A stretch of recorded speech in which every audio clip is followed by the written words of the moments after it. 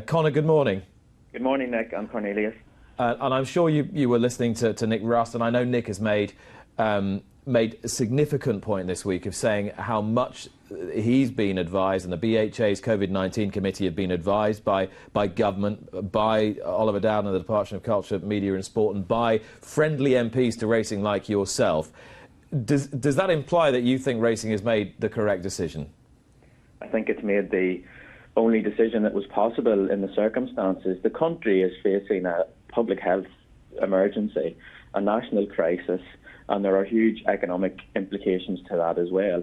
Racing as an industry is in the centre of all of that because we are an animal-first business, but a people-centred business, like others in leisure and hospitality and entertainment. There was a very discernible shift in public opinion after the Friday that Cheltenham finished. Over the weekend, I heard it in my own constituency, which is a racing constituency with Haydock Park in it, and people were very clear that there was an expectation that when other sports had shut down, that racing should do that as well. So there was no option, both because of government advice, because of public opinion and the need to safeguard our reputation, but also, frankly, because of the ethics of keeping medical professions to run a sport at a time when the NHS is facing unprecedented pressures on its services. Just give me an idea of what it's like at the moment, being an MP in a densely populated urban area. You feel a huge sense of responsibility. Personally, like everyone else on Mother's Day, I think of my family, of relatives who are susceptible to this illness and complications that may drive, but also who work in the NHS and in other key services. I feel a huge sense of obligation to people that I represent. On Friday, we convened a meeting of the Liverpool City Region COVID-19 Action Group that is responsible for the welfare of 1.5 million people. People are worried, they are stoic, but they are afraid of the consequences for them and their families. And that, of course, is around their livelihoods, around businesses. And nowhere is that felt more acutely, I think, than in the racing industry in all its component parts, where people are justifiably and understandably worried about the uncertainty, about the length of the shutdown and what it means for them and their future financial security.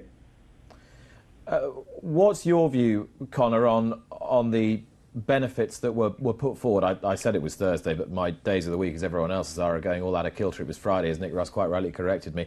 What's your view on the government's measures so far to attempt to look after sections of the workforce who are being severely compromised by this?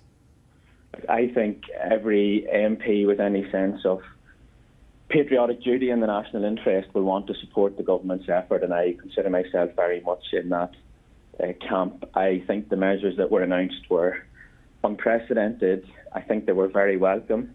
I think the Chancellor and the team at the Treasury are trying their best to work through what is an incredibly difficult situation where we are, of course, trying to save the economy and mitigate the effects on people's finances, but also trying to save people's lives, and that's the most acute point in all of this.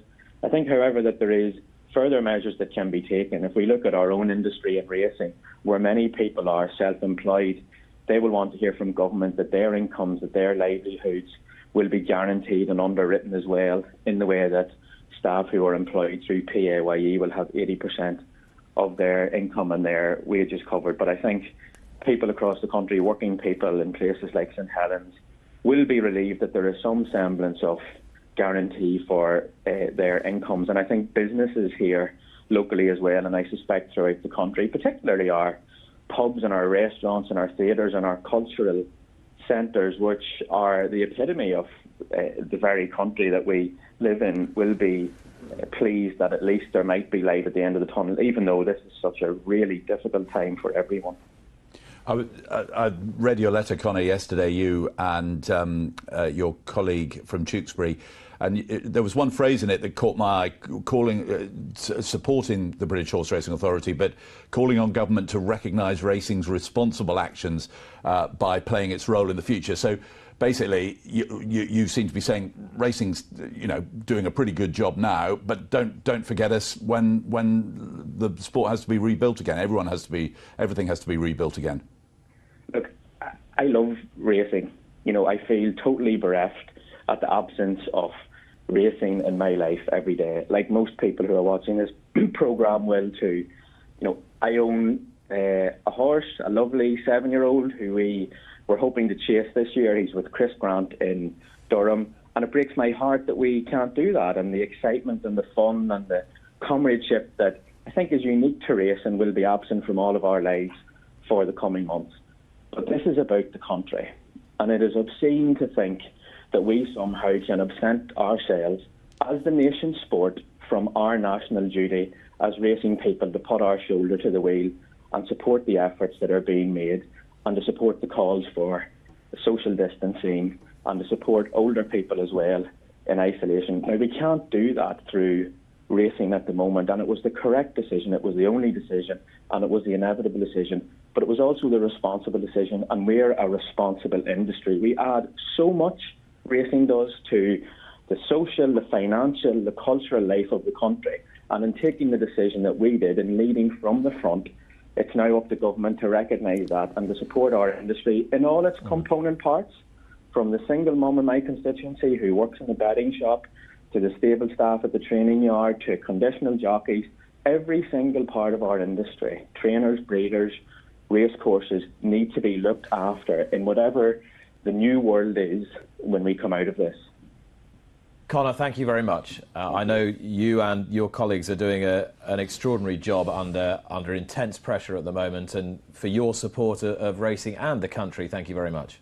Thank you, Nick. Conor McGinn, MP and co-chair of the All-Party Racing Committee. Subscribe to Racing TV to be notified when more Luck on Sunday videos are appearing online. And don't forget to join me for the show every Sunday morning from 9 o'clock with the best guests.